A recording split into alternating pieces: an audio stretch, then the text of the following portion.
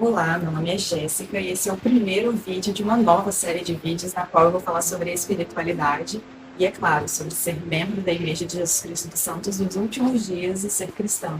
Nesse primeiro vídeo eu vou falar sobre como foi o processo em que eu me converti ao mormonismo e como eu conheci a Igreja e o Livro de Mormon. As primeiras vezes nas quais eu ouvi falar sobre a Igreja e o Livro de Mormon foram na casa dos meus avós maternos. Meu avô, na época, era o único membro ativo da igreja e eu conheci ele dessa forma. Mas como ele era negrão, retido de 2 metros, com um semblante sério, que passava muito respeito e calado, eu tinha muito receio de fazer questionamentos para o meu avô, né? Então, toda vez que eu tinha perguntas, sendo muito curiosa, questionamentos a respeito da igreja ou do que meu avô era, eu questionava as minhas tias, filhas dele, e a minha mãe. Coisas como: por que que meu avô vai para a igreja sozinho? Por que que ele frequenta uma igreja diferente da nossa? Por que que ele usa roupas brancas debaixo da roupa? E por que raios essa casa é a única que eu conheço onde as pessoas consomem cevada? Eu lembro também de perguntar que religião era essa, né, para as minhas tias. E as minhas tias, elas conheceram, chegaram a frequentar a igreja, mas não eram muito ativas. Uma chegou a ser de missão, mas não era ativa mais na época. E aí, ao perguntar isso, eu lembro que minhas tias falavam que os mormons, eles tinham uma outra Bíblia diferente da nossa Bíblia e que eles acreditavam no livro de Mormon. Esse era o resumo. Tinha mais coisas, mas eu acho que vou deixar para outro assunto. E, posteriormente, pensando sobre por que o meu avô nunca me levou para a igreja ou falou comigo sobre a igreja, eu acredito seriamente que tenha sido porque ele respeitava muito a nossa liberdade religiosa. A minha mãe era católica, eu inclusive fui batizada na igreja católica quando bebê, e depois, ainda na minha infância, ela se converteu e se tornou evangélica, posteriormente indo mais para o campo do pentecostalismo. E a vida toda eu acompanhei muito a minha mãe, né? Eu sempre ia na igreja que a minha mãe ia, congregava na igreja que a minha mãe congregava. E por causa de mudanças, às vezes festividade, integrações, ao longo da minha vida eu visitei e congreguei muitas igrejas mesmo. Se ele nunca comentava comigo e eu ficava sabendo, sanando minhas curiosidades por outras pessoas, como é que eu me aproximei? Muitos anos depois, eu estava desigrejada. É um termo para pessoas que não estão congregando ou não são membros de uma igreja específica. E eu estava ali procurando por algum lugar para congregar, porque eu já tinha alcançado a perspectiva de que eu devia congregar em algum lugar. Não dava mais para simplesmente ser cristã e falar, sou uma pessoa boa, pronto, e acabou. Eu precisava dessa comunhão com outras pessoas. E eu fui em muitos lugares não costumeiros, tá? Apesar de já ter frequentado muitos outros lugares durante toda a minha vida, durante esse período de estar desigrejada, eu consegui em muitos mais outros lugares. Eu me mantive aberta a descobertas. Eu não vou especificar as religiões ou as placas de igreja que eu visitei, mas vou salientar que a única coisa que eu não fiz foi fugir da bolha do cristianismo. Mas eu rodei muito. Até que um dia, aos 21 anos de idade, eu estava no ônibus, chegando ou saindo do terminal de Vila Velha, e eu reconheci missionários que estavam tentando abordar uma jovem que estava ignorando eles completamente. E eu fiquei com pena. Eu reconheci eles por causa da vestimenta, né? Eles têm uma vestimenta padrão. Inclusive, sempre que a gente via os missionários no portão, a gente, se escondia e deixava o meu avô receber eles sozinhos. Mas eu senti pena e abordei eles e falei, vocês são os mormons? E eu lembro que na época eles me corrigiram, né? Falaram o nome completo da igreja, mas confirmaram, somos nós. E perguntaram da onde que eu conhecia. E aí eu comentei, né, que meu falecido avô era membro da igreja. E eles perguntaram, de qual ala? E eu fiquei tipo, o que é ala, gente? Qual ala? Qual capela? E aí eu só falei, tipo, o nome do bairro, né, que ele frequentava. E eles falaram, nossa, nós somos missionários de lá, vamos fazer uma visita. Gente, por incrível que pareça, eu tendo um avô membro, eu achava que precisava ser convidada formalmente para participar de uma reunião na igreja. Então eu fiquei assim, uau, muito obrigada por me convidar, me senti assim muito lisonjeada. E eu fui naquele domingo. E eu fiquei muito reflexiva, porque a primeira e única vez na qual eu tinha pisado naquela capela tinha sido no velório do meu avô, quando eu era adolescente. E eu lembro que nós dormimos lá, velamos o corpo de um dia para o outro. Algumas pessoas passaram a noite em claro. Lembro de deitar naqueles bancos daquela capela, lembro do cheiro. E voltar lá naquele domingo para fazer aquela visita foi espiritual, mas também foi muito sentimental para mim, porque eu lembrei daquele dia e lembrei dele, do meu avô. E eu lembro de sair com mais questionamentos ainda, porque quando as pessoas vão fazer discursos na reunião sacramental, prestar testemunho, elas falam de muitas coisas. Muitas coisas. E aí você sai com um turbilhão de questionamentos na cabeça, de dúvidas. O que é isso? Mas por que ela falou isso? Por que ela falou desse jeito? E aí nós caminhamos para a parte da pesquisa, né? Depois desse dia, dessa visita, dessa reunião sacramental, eu me coloquei à disposição para receber os missionários em casa e foi-me dado o livro de Mórmon em mãos. Outra observação, eles dão o livro de Mórmon gratuitamente. Porque assim como eu achava que eu precisava ser convidada para participar da reunião sacramental e eu me achei a top das top, porque eu estava sendo convidada, aconteceu a mesma coisa com o fato de eu receber o livro de Mórmon. Eu estava lidando como se fosse um presente. E eu lembro de ler o subtítulo, O Outro Testamento de Jesus Cristo. E eu me questionei, uau, o que eu preciso aprender mais sobre Jesus Cristo? Eu sou cristã a vida inteira, o que existe mais que eu possa saber sobre ele que eu já não saiba? Ou que já não esteja na Bíblia? Mas como apaixonada e seguidora de Cristo, mais uma vez também impulsionada pela minha curiosidade, eu pensei, se realmente há alguma coisa que eu possa saber sobre o meu Salvador que eu não saiba, eu quero e eu devo saber. Então, comecei a ler o livro de Mórmon, pesquisar a igreja, e desde o começo eu ainda me sentia como o pé atrás, sabe?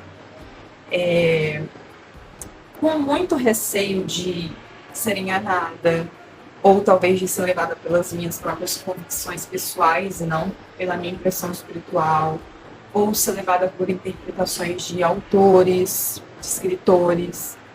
Então, quando eu li o livro de Mórmon, eu lia com a Bíblia do lado, não a traduzida pela igreja, eu lia com uma Bíblia que eu tinha em casa. Até que chegou um momento que eu observei que as coisas sempre se justificavam, se comparavam e se assemelhavam. Então eu cheguei à conclusão de que realmente o livro de Mórmon não é uma oposição à Bíblia. Ele é um outro testamento, assim como existe o Velho Testamento e o Novo Testamento. Eu sou muito grata por esse subtítulo, porque foi ele que me indagou a começar a ler o livro. E a igreja pede para nós evitarmos utilizar o termo Mormons para se referir a nós como membros da igreja, e hoje eu sei o porquê. Esse nome faz com que as pessoas tenham certos preconceitos e percepções erradas a respeito da igreja. Hoje eu sei que o livro leva esse nome porque é o nome de um dos últimos profetas registradores dele, né? Mas eu também sei que esse livro não é sobre testificar de Mórmon, ele é sobre testificar de Jesus Cristo, através de palavras de vários profetas, inclusive de Mórmon. E também pensei que a Bíblia, ela não exigiu nenhum termo adicional para a gente saber sobre o que fala, né? Mas o fato do livro de Mórmon ter esse título acaba exigindo esse subtítulo para romper com esses preconceitos, né? Eu sei verdadeiramente que Jesus Cristo é o protagonista real do livro de Mórmon e ele também é o consumador da nossa fé. Eu lembro que ao entregar o livro de Mórmon, os missionários eles fazem o seguinte pedido, né? Leia o livro, né? E eu te desafio a ler e a questionar se essas coisas são realmente verdadeiras. E eu orava muito, muito, muito, muito mesmo durante esse tempo e pesquisava a igreja. E eu acredito que faz completo sentido a pessoa que está conhecendo a igreja ser chamada de pesquisadora, porque são muitas informações. Você vê na internet, vê vídeos, filmes, ouve comentários de pessoas, pede ajuda aos missionários, faz perguntas, mas eu queria te dizer que o único que tem o poder de convencer você da verdade, se é verdade ou não, é o Espírito Santo. E através dele, eu me senti realmente impactada pelas coisas que eu via no livro de Mórmon. Por isso que eu acho importante demais você ler as coisas direto da fonte. Se você quer conhecer o livro de Mórmon, leia o livro de Mórmon. Se você quer conhecer a Igreja de Jesus Cristo dos Santos dos Últimos Dias, conheça a igreja. Vá fazer uma visita à igreja, conheça membros da igreja, pergunte as coisas para membros ativos da igreja. E foi um dos erros que eu cometi, né, que me afastaram de ter conhecido a igreja antes. Não questionaram o meu avô, que era membro ativo, sobre a fé e as convicções dele. Me levou a várias preconcepções errôneas a respeito dela. Causa até mesmo uma confusão na nossa cabeça. Eu lembro que quando eu lia o livro de Mórmon, eu lembro de muitos questionamentos na minha mente, muita confusão mesmo. Era um bombardeio de informações e eu fiquei, por ter o pé atrás, eu tive muitos questionamentos como: o Senhor permitiria que esse livro chegasse com isso aqui, escrito dessa forma? Será que esse aqui, que se diz profeta de Deus, realmente é profeta, se ele fez isso ou aquilo? E aí nós vamos caminhando para o processo de conversão. E aí? A quais respostas eu cheguei? Ou quais outros questionamentos eu fiz que me fizeram me converter e me tornar membro da igreja? Nessa época de pesquisadora, eu lembro que eu recordei sobre o ensinamento da minha mãe. Ela dizia o seguinte: não faça prova do profeta, mas sim a profecia. Porque o Senhor pode usar qualquer pessoa para te dizer o que você precisa ouvir. E ela não é membro da igreja, inclusive ela não era nem um pouco a favor da minha entrada no mormonismo. E ela nem sabe, mas esse ensinamento dela me ajudou no processo de conversão. Dizem que não tem como ter o testemunho do livro de Mórmon sem ter do profeta Joseph Smith, e eu acredito nisso, porque ele foi o profeta qual traduziu o livro por revelação. Depois que eu pude ter muitas reflexões e revelações pessoais, como o sentimento de que as palavras do Senhor não são adaptáveis a códigos sociais, que o que estava escrito ali tinha uma visão temporal amplificada de eternidade, ou seja, que a vida vai muito além da que nós vivemos aqui, de que tudo era para todos, judeus, gentios. Eu pude entender que as coisas que estavam ali não traziam glória para ninguém que não fosse Jesus Cristo, o Pai Celestial. E aí eu cheguei a novos questionamentos, como: por que esse homem inventaria esse livro que tem por objetivo exaltar e testificar de Jesus Cristo, que não trazia nenhum beneficiamento pessoal para ele, muito pelo contrário, fez com que ele enfrentasse diversas dificuldades ao longo da vida devido a ele. O outro questionamento seria: por qual causa você seria capaz de morrer? E aí eu queria, fazer uma pausa para que você aí também pudesse refletir um pouquinho a respeito disso. Por qual causa você morreria? Qual causa valeria a pena morrer? Então eu cheguei a pensamentos como: seria muito mais fácil para Moisés permanecer na família do faraó, de boa. Ou então, depois que ele fugiu lá para o deserto, acho que de Midian, ficar por ali, né? Ser simplesmente um pastor de ovelhas, o genro do Jetro, o marido da Zípora, e viver a vida dele. Muito mais fácil do que voltar, né, para o Egito e se reconhecer como um hebreu e salvar o povo da escravidão. E a mesma coisa é válida para Jesus Cristo. Seria muito mais fácil para ele esconder todas as coisas que tinham sido reveladas para si próprio ou até mesmo para sua família, porque ele sabia que o Senhor faria o que fosse necessário. Ele usaria ou revelaria a outras e outras pessoas até que sua obra fosse feita. E eu também pensei que homens são falhos.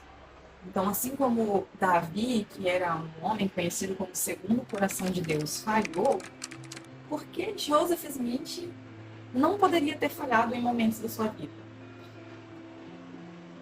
Eu cheguei à conclusão de que o trabalho dele em relação ao livro de Mormon foi inegavelmente espiritual.